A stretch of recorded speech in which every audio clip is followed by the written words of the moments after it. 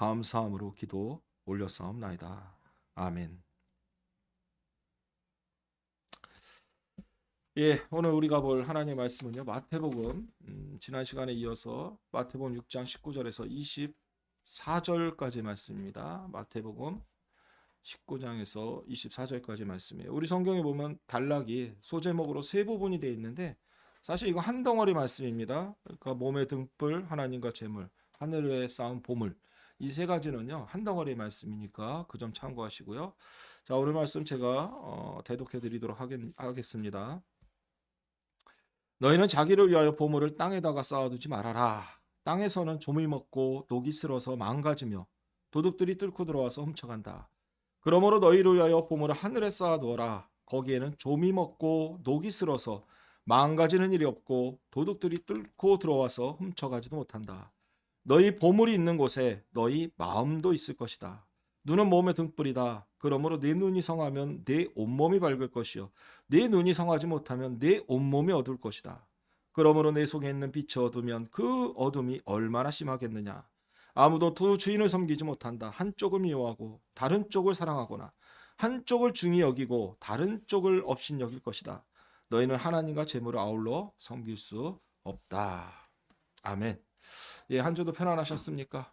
요즘 일교차가 아침 저녁으로 일교차가 좀 있긴 하지만 그래도 낮에는 좀 활동하기 참 좋은 때가 아닌가.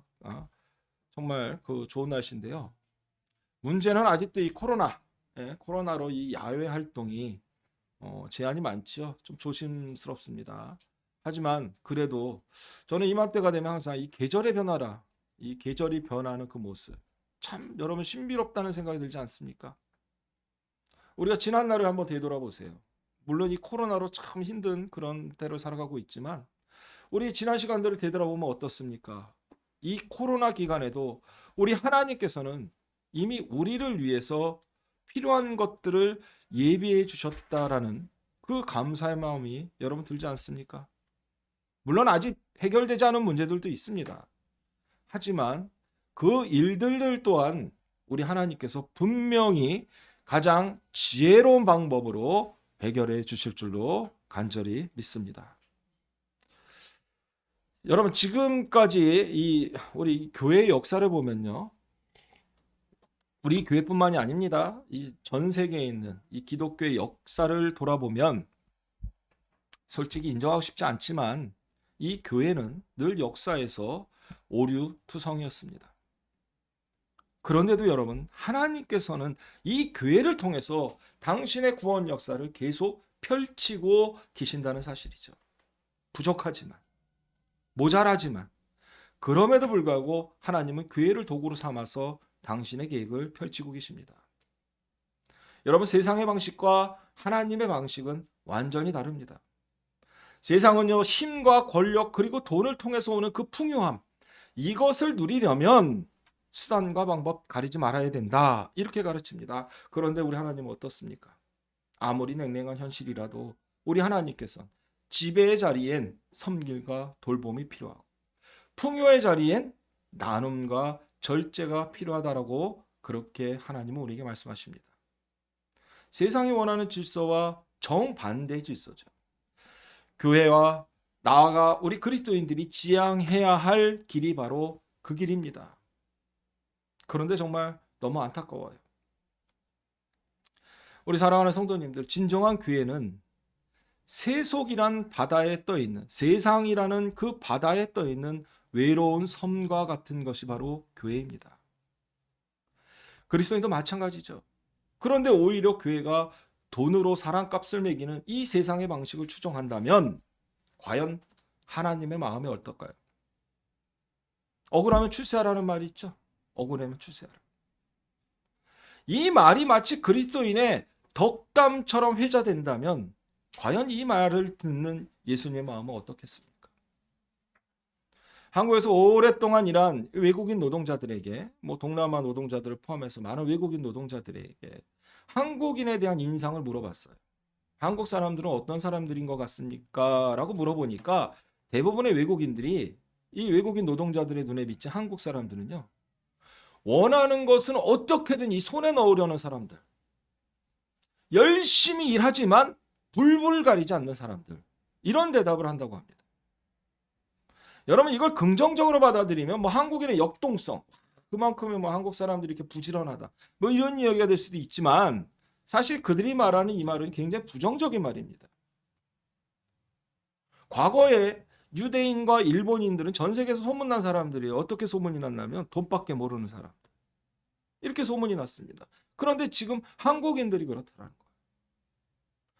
한국인들이 경제적 동물로 바뀌었고 정말 돈밖에 모르는 그런 사람들로 변했다라는 빈정거림이 그들 말 속에, 그 외국인 노동자들의 말 속에 숨어져 있는 것입니다. 저는 이런 의미에서 볼 때 오늘 말씀 아주 중요한 말씀이 아닌가 그런 생각을 합니다. 여러분 오늘 우리가 읽은 말씀은요, 하나님의 방식과 세상의 방식, 또는 하나님이 원하는 삶과 세상이 원하는 삶의 차이가 뭔지를 분명하게 우리에게 가르쳐주고 있는 그런 말씀이에요. 마태복음 6장 19절 오늘 말씀 본문에 보세요. 어떻게 시작합니까? 너희는 자기를 위하여 보물을 땅에다가 쌓아두지 말아라. 땅에서는 조미 먹고 녹이 슬어서 망가지며 도둑들이 뚫고 들어와서 어떻게 하냐? 훔쳐간다. 사실 지금 우리가 사는 세상은 돈이 곧 힘입니다. 돈이 곧 힘이라고 생각하는 사람들. 정말 오늘 이 말씀 굉장히 좀 불쾌한 말씀이죠. 우리가 아침 일찍 출근해서 저녁 늦게 퇴근하는 이유가 뭡니까? 정말 물불 안 가리고 열심히 일해도, 밤잠 설쳐가면서 일해도요, 아파트 한 채 사기 힘듭니다. 이게 현실이죠. 그런데 보물을 땅에다 쌓아두지 말아라. 정말 예수님은 우리 마음을 몰라도 너무 모르는 것 같아요. 여러분 보물을 땅에 쌓아두지 말라는 이 말씀은 예수님이 이 말을 할 당시엔 정말로 사람들이 보물을 땅에다 묻어두었어요. 지금이야 뭐 오늘날 은행도 있고 뭐 금고도 있고 뭐 여러 가지가 있어서 우리가 귀중품들은 그렇게 보관하지만 예수님 당시 때는요, 이 팔레스타인 지역, 지중해 지역의 이 팔레스타인은요, 이 벽이 흙이에요, 흙. 그래서 이 흙을 파가지고, 벽을 파가지고 거기다 이렇게 비밀 장소를 만들어서 뭐 귀중품을 숨겨두기도 하고, 또 어떤 사람들은 진짜 땅을 파가지고 그 속에다가 귀중품을 숨겨두기도 하고 그랬다라고 합니다. 그러다 보니까 어떤 일이냐, 뭐 예를 들어서 숨겨놓은 걸 잊어버려요. 그리고 한참 뒤에 발견하면 이 귀중품들이 다 어떻게 돼? 녹이 슬어요. 또 종이 같은 경우는 어떻게? 종이 먹죠. 종이 먹어요. 또 도둑들이 벽을 뚫고 들어와가지고 그거 훔쳐가기도 했습니다. 그러니까 보물을 땅에 두는 행위는 정말 위험이 따르는 행위다. 예수님이 이렇게 말씀하신 거죠. 정말 어리석은 행위다. 이렇게 말씀하시는 겁니다. 그런데 여러분 오늘날 보물을 그렇게, 귀중품을 그렇게 간직하는 사람 없습니다. 그러다 보니까 그러니까 우리 예수님이 지금 이 말씀을 하신 거는 보물을 땅에다가만 숨겨두지 말라라는 그런 말씀이구나. 이렇게 생각하는 분들이 있더라고요. 네. 은행에 보관하는 거는 괜찮은 거구나. 여러분 그런 말씀이 아닙니다. 보물을 땅에 숨겨두지 말라는 말씀은요, 보물을 땅에 숨겨두는 것을 포함해서 그 어떤 방식으로도 축적하지 말라는 말씀이에요. 축적하지 말라는 거예요. 모아두지 말라는 겁니다. 왜냐하면 여러분 누가복음 12장 16절 21절에 보면 어리석은 부자의 이야기가 나오죠. 많은 것을 거뒀어요. 어마어마하게 많은 재산을 거둬서 고민을 합니다. 내일은 내가 아침 일찍 일어나서 뭘 만들겠다. 이 추수한 것들을 넣을 새로운 창고를 만들어야 되겠다. 그런데 그날 밤 어떻게 됩니까? 하나님이 데려가셨다. 그래서 예수님 말씀하시죠. 자기를 위해서, 또 세속적 욕망을 위해서 재물을 쌓아두는 일 자체가 어리석은 일이고 헛된 일이다라고 예수님은 말씀하고 계신 겁니다. 그런데도 어떻습니까? 우리는 얼마나 많은 보물을 지금 이 순간에도 땅에 쌓아두고 그렇게 살고 있습니까? 오늘날 현대인들은요, 정말로 많은 비용을 치르며 살아갑니다. 외모가 경쟁력인 시대다 보니까 뭘 해야 돼요? 성형수술도 해야 돼요. 또 명품 몇 개쯤은 있어야 어디 가서도 주눅들지 않아요. 그러다 보니까 명품도 사야 됩니다. 여러분 B자로 시작하는 거, BM으로 시작하는 차, 벤모로 시작하는 차, 이 정도는 타줘야 이렇게 어깨에 탁 이렇게 힘이 들어가요. 그러다 보니까 우리 젊은 사람들은요, 월세를 살더라도 월급이 250만 원이라도 차값이 180만 원이라도 외제차를 타야 된다. 문제는 여러분 그런 생각 해보셨습니까? 저는 이게 홈쇼핑 TV를 보면서 그런 생각을 참 많이 해요. 왜 신제품은 맨날 나오는 걸까? 왜 신제품은 맨날, 그것도 왜 이렇게 빨리 나오는지. 신상을 소유해야 당신이 진정 행복한 거라면서 TV는 누누이 연일 떠들어대고 있습니다. 구매 욕구를 자극하죠. 여러분, 이게 지금 우리가 사는 현실입니다. 그런데 이런 걸 다 누리면 여러분 과연 행복해질까요? 정말 행복할 수 있을까요? 절대 그렇지 않습니다.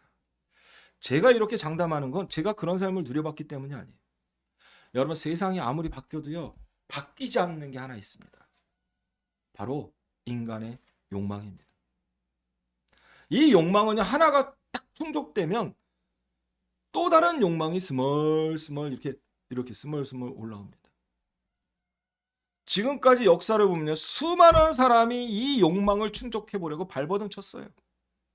하지만 그 누구도 이 욕망 앞에 무릎을 꿇지 않았던 사람은 하나도 없습니다.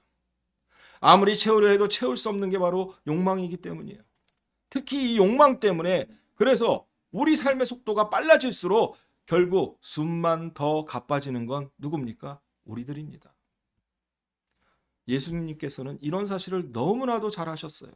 그래서 예수님은 이제 그런 삶의 굴레에서 제발 내려오라고 우리에게 손짓하십니다. 얼른 그 사다리, 욕망의 꼭대기에서 얼른 내려오라고 우리에게 손짓하고 계십니다. 돈으로부터 자유로워지는 길, 이 세상의 속도에서 멀미하지 않고 사는 길, 그 길은 오직 우리의 보물을 어디다 쌓아둬라? 하늘에 쌓아둘 방법밖에 없다라고 우리 예수님은 말씀하셔요. 그래서 여러분들 20절 말씀 보세요. 뭐라고 합니까? 그러므로 너희를 위하여 보물을 어디? 하늘에 쌓아두어라. 거기에는 좀이 먹고 녹이 슬어서 망가지는 일도 없고 도둑들이 뚫고 들어와서 훔쳐가지도 못한다. 이렇게 말씀하십니다. 여러분, 보물을 하늘에 쌓아두어라. 어떻게? 던집니까? 하늘을 이렇게 던져야 돼요? 여러분, 이게 무슨 뜻일까요? 보물을 하늘에 쌓아두어라. 그랬더니 일부 몰지카가 목사님들은요, 교회에 헌금 많이 하는 게 보물을 하늘에 쌓는 거라고 그렇게 가르칩니다. 제가 솔직히 말씀드릴까요? 이건 엄밀히 얘기하면 사기입니다. 여러분, 오늘날 교회가 자꾸 부자가 되는 이유가 그 때문이에요. 수백억을 들여서 땅을 사고 교회를 짓습니다. 부대 건물을 져요. 그리고 사람들은 그런 교회로 몰려갑니다. 왜 몰려갑니까? 신앙생활하기 편하기 때문에 몰려갑니다. 그런데 여러분 생각해 보세요. 우리 예수님께서 말구에서 태어나셨어요. 머리 둘 곳도 없는 그런 분이셨습니다. 정말 그렇게 가난하게 사시다가 33살이라는 젊은 나이에 돌아가셨습니다. 그것도 당시 최고의 차명이었던 십자가의 형틀에 박혀서 돌아가셨습니다. 그분이 바로 예수님이죠. 과연 이런 예수님께서 오늘날 그렇게 어마어마하게 지어놓은 교회를 보면서 이야, 참 좋다, 정말 내가 죽은 게 헛된 일이 아니구나, 여러분 이렇게 말씀하실까요? 솔직히 제가 신학을 공부하지 않았으면 모를까, 신학을 공부한 저는요, 아무리 생각해봐도, 아무리 제가 책을 찾아봐도 우리 예수님께서 그런 교회를 보면서 칭찬할 리는 만무하고, 오히려 우리 예수님 마음이 너무 아파서 아무 말씀 없이 정말 눈물만 흘리고 계실 것 같아요. 정말 너무 많은 교회들이 예수의 이름으로 오히려 예수님을 배신하고 있습니다. 제 배만 불리는 거짓 목자들이 정말 너무 많습니다. 여러분, 코로나 바이러스 DNA 백신 맞으면 노예가 된다라고 설교하셨던 그 목사님 아시죠? 그래서 DNA 주사기 때문에 이거 맞으면 이 정부에서 나중에 그 사람을 조종한다, 이렇게 다들 잘 아실 겁니다. BTJ 열방센터, 인터콥 선교회. 여러분 혹시 인터콥 선교회 들어보신 기억이 없나요? 인터콥 선교회. 저는 인터콥 선교회를 좀 들어봤어요. 그래서 그 기억을 떠올려 보니까 인터넷 찾아가지고 자료를 조사해 보니까 2007년도에 그렇게 가지 말라고, 국가에서 그렇게 가지 말라고, 아프가니스탄에 정말 그렇게 가면 안 된다라고 그렇게 강력한 권고에도 불구하고 분당의 샘물교회에서 23명의 단기 선교 훈련이란 명목으로 아프가니스탄 갔어요. 그리고 탈레반에게 납치됐습니다. 22명 중에 3명이 죽고 19명이 가까스로 정말 나라가 나서서 극적인 타협을 해서 데리고 왔어요. 다들 기억나실 겁니다.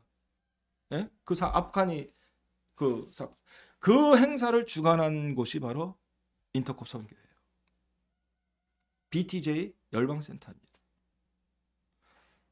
선교라는 명목으로 불교 국가에 가서 사찰에서 땅 밟기 하고 큰 소리로 찬양하고, 이슬람 국가에 가서 아이들을 동원해 길거리 가도 행진하면서 찬양을 하면서 외칩니다.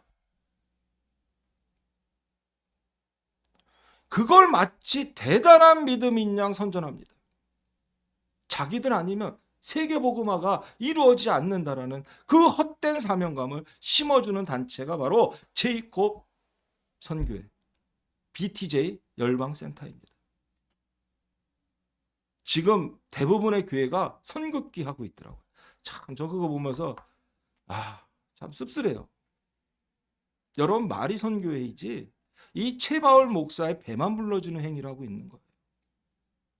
그런 단체입니다. 정말 안타까워요. 특히 거기에 빠진 교인들 보면 제 마음도 아픕니다.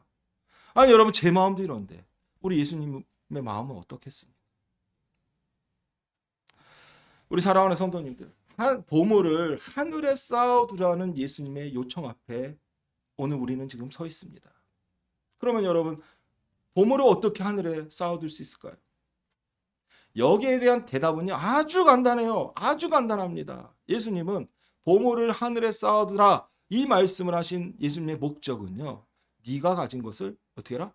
나누어라, 이 말씀이에요. 지금 너가 가지고 있는 것을 좀 나누어 줘라, 이런 얘기입니다. 나누어 주는 것이 보물을 하늘에 쌓아두는 것이다 라고 예수님 말씀하고 계신 거예요. 근데 제가 항상 이렇게 얘기를 하면, 제가 여러 번 들은 질문인데 어떤 분들이 꼭 그래요. 나누어 주라 그러면요, 목사님 혹시 예수님 공산주의자 아니에요? 네? 공산주의자 아닙니까? 왜냐하면 이 나눈다라는 말을 굉장히 사람들이 오해를 하더라고요. 네? 공산주의는 그러잖아요. 다 걷어가지고 이렇게 나누잖아요. 공평하게. 그런 걸 생각을 하더라고요.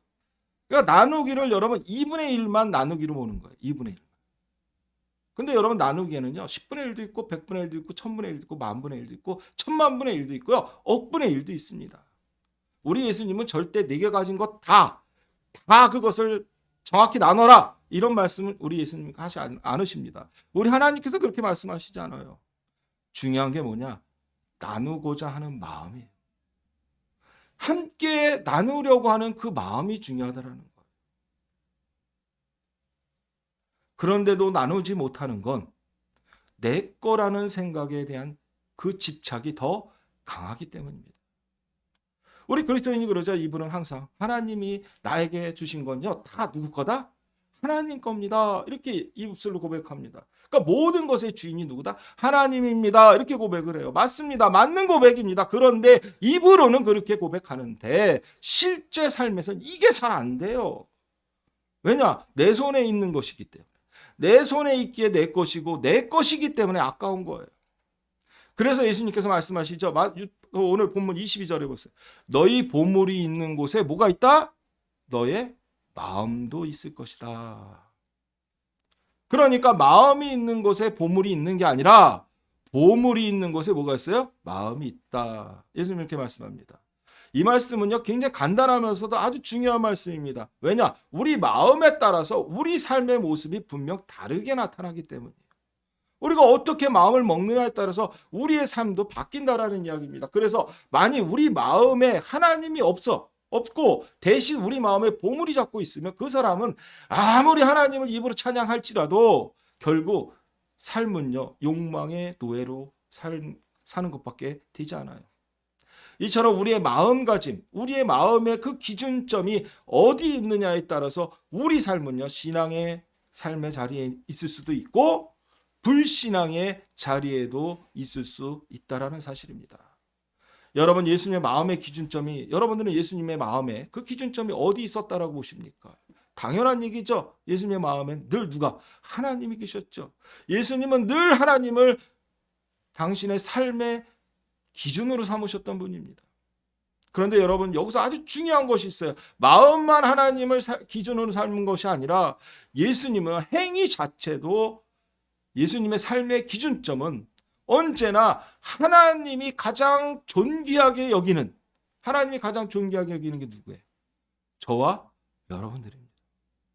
하나님이 가장 존귀하게 여기는 그들을 위해서 예수님은 그걸 삶의 기준점으로 삼으셨다라는 거예요.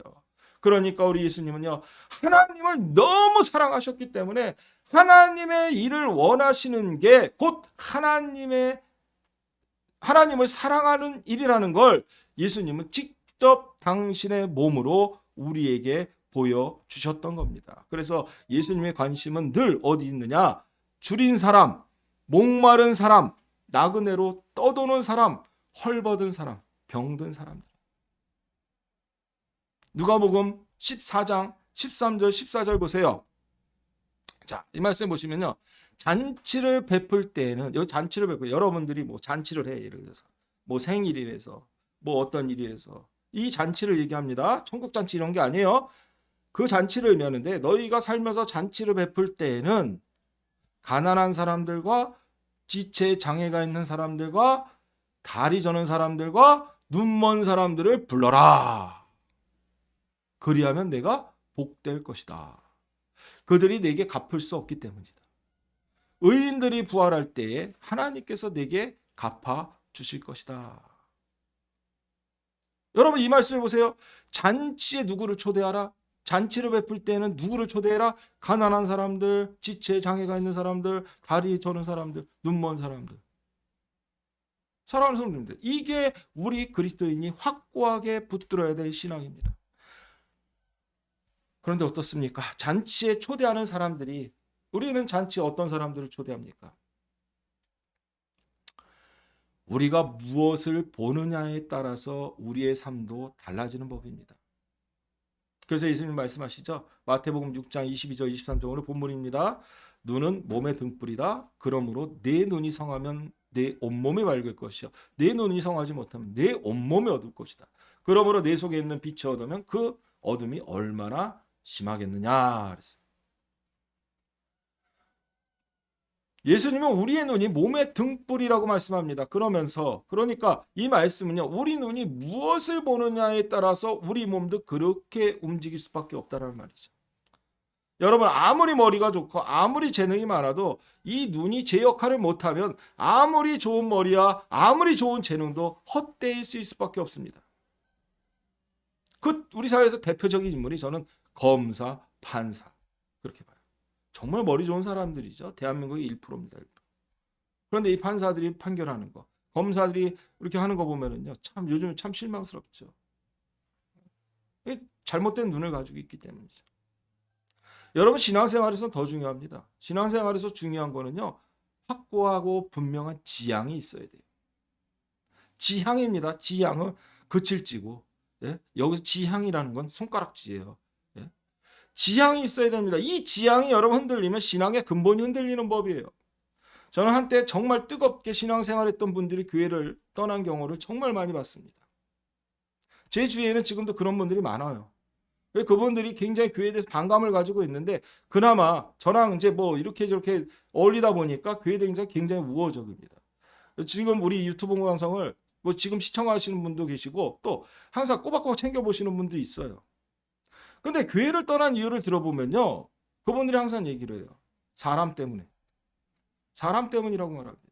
누군가에게서 실망해서, 누군가에게 사기당해서. 대부분 다 사람과의 관계 때문에 교회를 떠난 거예요. 여러분, 이게 바로 지향이 하나님이 아니라 사람에게 있었기 때문입니다.